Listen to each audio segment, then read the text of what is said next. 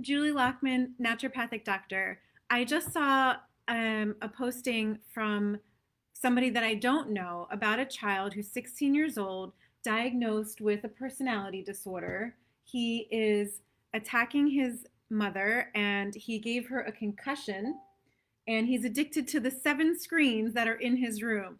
And this isn't somebody I know, but maybe it's somebody that you know, or maybe somebody you know is struggling with similar things. So I just wanted to reach out and share some thoughts that are going on in my head about what's going on in this kid's head. So when we look at autism, this kid also has autism, we're looking at an inflammatory process. And I think that inflammation is irritating the brain. And so imagine if you are, you just got home from a long flight, not recently, I'm sure, and you've been up all night, you haven't slept, you've been eating the wrong food, and you're tired and cranky, and then you go to start your car and your car won't start. Or you go to tell your kid to do something and you get an attitude, or you go to open the fridge and there's nothing to eat, and you're frustrated and upset. You're more likely to lash out or say something that you regret, or not be able to have the emotions that you know you should and that you normally would on an otherwise normal day. If your car doesn't start tomorrow, it's not a big deal, but today you're tired, you just can't handle this one more thing, and now you're going to explode.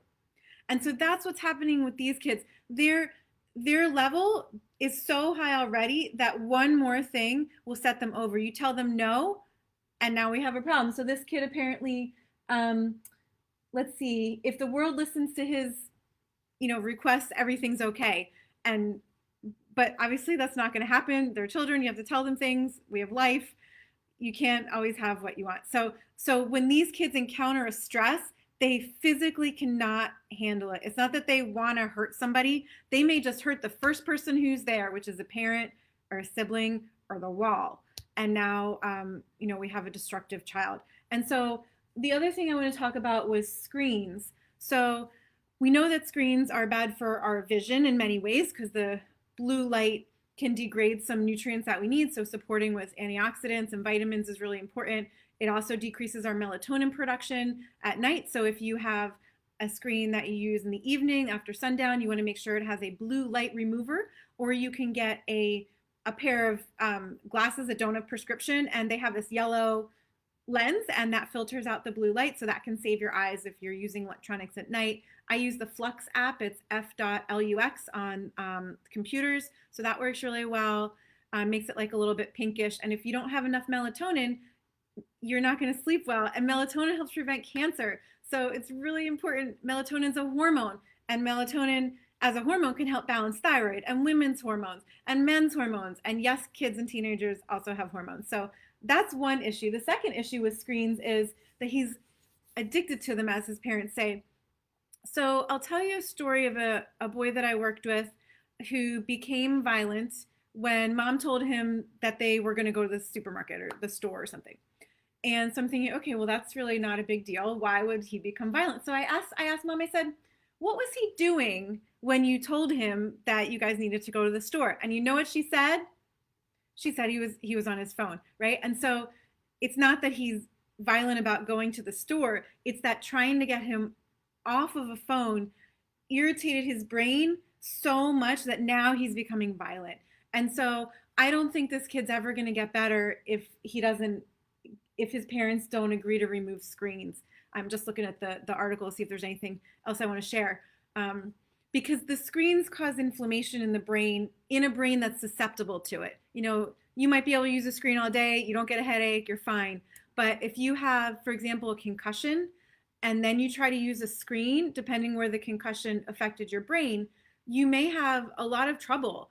And I've known people who had a concussion that affected the occipital part of the brain, which is where the vision centers are. And that was really, really difficult. Scrolling was a problem. Bright lights were a problem. And what was happening was creating inflammation. I can't prove this because we can't, we can't take all these kinds of tests in the brain fluid. But that's what I think is going on. And I'm pretty sure that that's what's going on because things that are anti-inflammatory really work. I had a kid who was having inflammation in his brain from eating French fries, and McDonald's food, and mom gave a teaspoon of olive oil every hour. We talked about this on another call, and that really helps. So why? Because it's anti-inflammatory. So if I gave this kid a teaspoon of olive oil every hour, turmeric, vegetables, I can almost guarantee he doesn't eat vegetables or he wouldn't have these behaviors. His inflammation level would come down, so that if you say no, you can't do that, or no, we can't do that, or the world can't do that for you, he's not going to be he's not going to be overflowing. He'll just be like, okay, yeah, that stinks, and move on. You and I can move on, but the more stressors we have on our physical and mental emotional body, the more difficult it is to react in a healthy manner.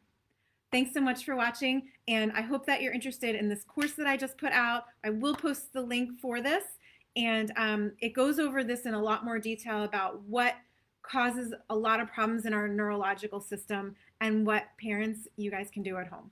Thanks for watching.